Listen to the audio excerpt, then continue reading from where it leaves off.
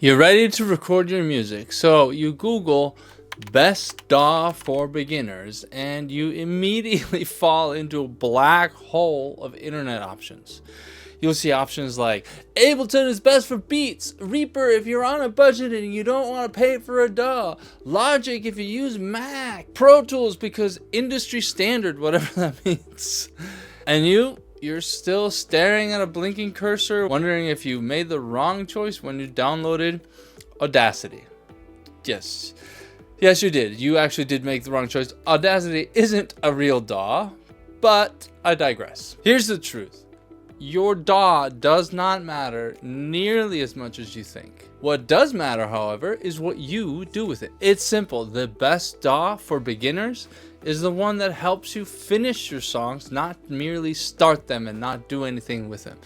The best DAW is the one you learn how to use and you're familiar with and you're comfortable using. Because great music comes from understanding the tools you have, not obsessing over which toolbox to use and wondering whether somebody else's toolbox on the internet is better than yours. But I get it, DAWs can be very intimidating. You open one up and it's like NASA's space control had a baby with a DJ booth. It's just all over the place, all the blinking lights. I remember when I started doing live sound, I felt the same way about a simple 16-channel mixer, and we just multiply that by infinity and we get what a DAW is, because it is endless the amount of features that the modern DAW has.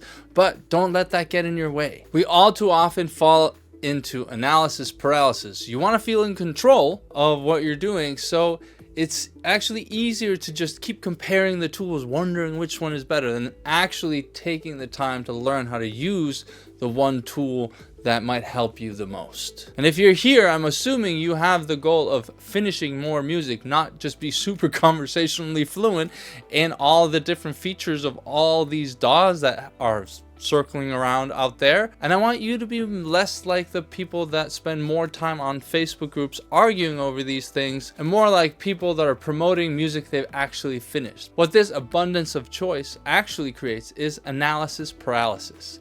Most people don't have a plugin problem or a DAW software problem.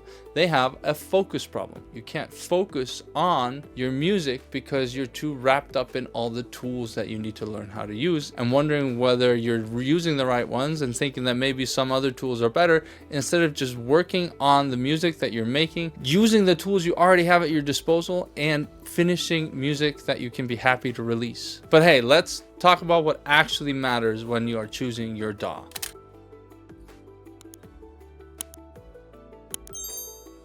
When it comes to budget, Reaper is usually a pretty good bet. You can start for free, and it's I think it's still $60, and it's insanely powerful. So many people I know use Reaper in their home productions, and it's totally recommended to start there if that's what you want to use.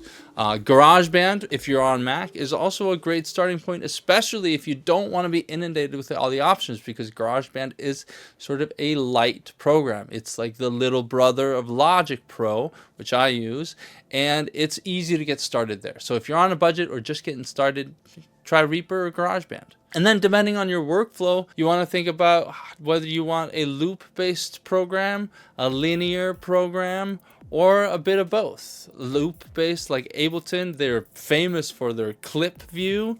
Logic now I think has that, and some people have copied that clip view. But if you're just making music and you want that arrangement and mix window like normally, then most other DAWs work really well. Reaper, Logic, Cubase, Studio One, all of those DAWs are great. A lot of times it comes down to feel and also just kind of what you started with. So I actually started on Ableton way back in the day. Then I moved over to Pro Tools. And then when I went to audio school, I was actually introduced to Logic, and I started using that a lot at the home studio, and I just have never switched since then. Logic is one of my favorite DAWs, but don't let that influence you. If you like Logic for Logic, not because somebody on the internet told you to like Logic. And then think about the community. Do you like people in the communities that are teaching Logic or Studio One or Cubase or Pro Tools? Are there YouTube authorities that have a more fun personality to listen to? For instance, Austin Hull of Make Pop Music uses Cubase. He has really great tutorials, and if you were starting out and you wanted to learn how to make pop music, I would probably recommend you just install Cubase and just follow him and just watch all of his tutorials, because not only will he teach you how to make pop music, he will also show you how to use Cubase at the same time. So think about what is out there when it comes to the education, the community, and the tutorials available to you, because you don't want to read the manual that comes with the program. You'd rather have a fun authority like Austin or Joe Gilder over at Home Studio Corner. He uses Studio One. So it might be a good bet to just pick the authority that you want to follow and use the DAW that they use so that you can get the most out of their tutorials. You also want to think about stability on your computers. Some DAWs crash more than others depending on the operating system you're using or the CPU usage. So I try demos if you can before committing to a DAW. And I'd also just recommend trying out a few different DAWs and seeing which one feels the most intuitive to you. I tried to switch from Logic to Studio One at one point, and it was impossible to me. I was so used to all the short keys and the shortcuts and the way things were set up that I just got immediately frustrated and went back to Logic. And then think about the long-term needs and the type of music you're making. If you are scoring films and you need huge software libraries of things, maybe Logic is a good place to start. Whether you're scoring films, making singer-songwriter demos, or mixing beats or making beats for rappers, for instance, all of those different needs may point you in the direction of a different DAW. So make sure that the use case that you have and the usability of the DAW goes together. And then remember that the DAW does not make the music. You can make great sounding mixes in any DAW if you know how to use it well. And if you use those tools well, you're more likely to consistently make more music. And like I say in You Get What You Give, your tools are only as good as your willingness to use them consistently. But at the end of the day, what should you pick? Here's a quick cheat sheet you could use. If you want to record guitar and vocals on a budget, just start with Reaper or GarageBand. If you want to produce EDM or hip hop, FL Studio or Ableton are great bets for you.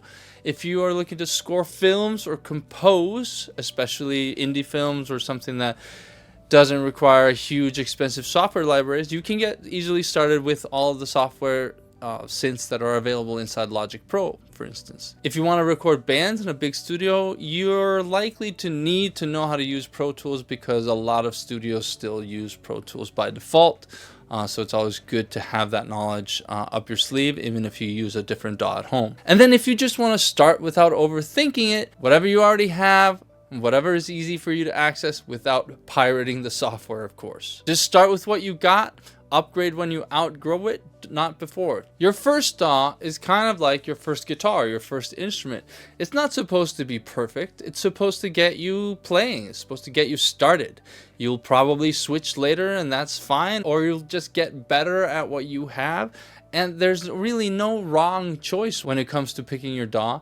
The only wrong choice is not picking at all and abandoning your musical ideas altogether. And if you're still overwhelmed, let me give you permission to just go out, pick one, make some noise, learn by doing. And when you're finally proud of the music that you're making, but you want it to sound good, go check out my step-by-step mixing book at stepbystepmixing.com and start mastering the only 5 plugins that truly matter in your mixes. All right, thank you so much for watching. I'm Björkman from Audio Issues. I'll see you later.